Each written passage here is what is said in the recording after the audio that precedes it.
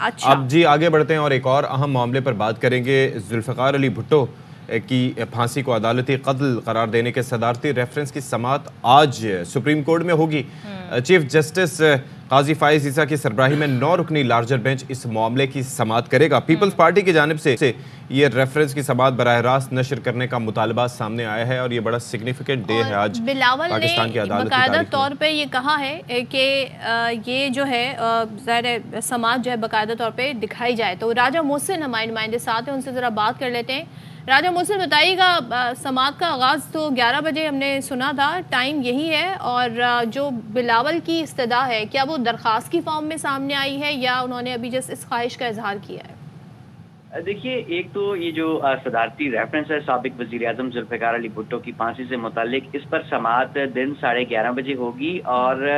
جہاں تک اس کو براہ راست دکھانے کا تعلق ہے تو اس حوالے سے بھی آج ہی فیصلہ کیا جائے گا، کیونکہ اس سلسلے میں ان کی جانب سے ایک درخواست دائر کی گئی تھی جس میں انہوں نے کہا تھا کہ یہ ایک ایسا معاملہ ہے کہ لوگ اس کو دیکھنا چاہیں گے، سننا چاہیں گے، اور اس کو جو ہے وہ براہ راست نشر کیا جائے۔ اس سلسلے میں انہوں نے باقاعدہ ایک متفرق درخواست جسے CMA کہتے ہیں وہ بھی سپریم کورٹ آف پاکستان میں دائر کی تھی۔ تاہم یہ آج ہی اس درخواست پر جو ہے پر فیصلہ کیا جائے گا جب اس سماعت کا آغاز ہوگا۔ چیف جسٹس قاضی فائز عیسیٰ کی سربراہی میں 9 رکنی لارجر بینچ یہ کیس سنے گا۔ اس لارجر بینچ میں جسٹس سردار طارق مسعود، جسٹس منصور علی شاہ، پہلے لائیو کوریج کی سماعت ہوگی، اس کے بعد اصل کیس پر آئیں گے، ایسے ہی ہے؟ جی بالکل، ابتدائی طور پہ یقیناً جو یہ متفرق درخواست دائر کی گئی ہے chairman peoples party Bilawal Bhutto کی طرف سے، اس کو ابتدائی طور پہ دیکھا جائے گا اور اس کے بعد یہ فیصلہ کیا جائے گا کہ کیا اس کو براہ راست دکھایا جائے، یا اس کی جو اب سپریم کورٹ میں ایک اور پریکٹس کا بھی آغاز ہوا ہے کہ جو مقدمات ہوتے ہیں کورٹ روم نمبر 1 میں، ان کو ان کی ریکارڈنگ کر کے تو کلپس جو ہے ویڈیو کلپس، ویڈیو ریکارڈنگز، اسے سپریم کورٹ کی ویب سائٹ پر جو ہے وہ لگایا جاتا ہے۔ تو اب دیکھنا یہ ہے کہ بلاول بھٹو کی درخواست پر یہ جو صدارتی ریفرنس ہے اسے براہ راست نشر کیا جاتا ہے یا پھر ریکارڈنگ کر کے تو اسے بعد میں۔ ابھی تک دیکھیں 6 سماعتیں ہوئی ہیں اور آخری جو سماعت ہے وہ اس سے 2012 میں ہوئی تھی، اور صدارتی ریفرنس پر جو یہ اس کا آغاز بھی جنوری 2012 میں ہی ہوا تھا۔ تو یہ اب کافی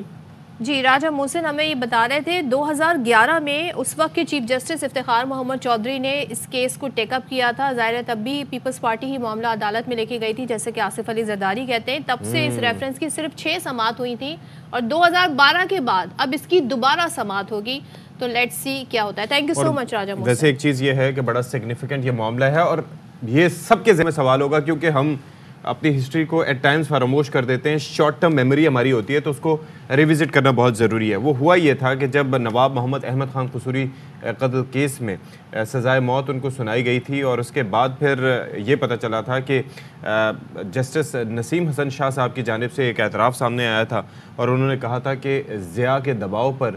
یہ فیصلہ سنایا گیا تھا، جو کہ سزائے موت کا فیصلہ تھا، اور براہ راست وہ نہیں تھے، لیکن ان کو کہا گیا تھا کہ یہ شاید سہولت کار تھے، تو اس بنیاد پر یہ فیصلہ سنایا گیا، تو اس کو سیاہ ترین باب بھی ایک طرح سے کہا جاتا ہے۔ تو اب اسے ری وزٹ کیا جا رہا ہے۔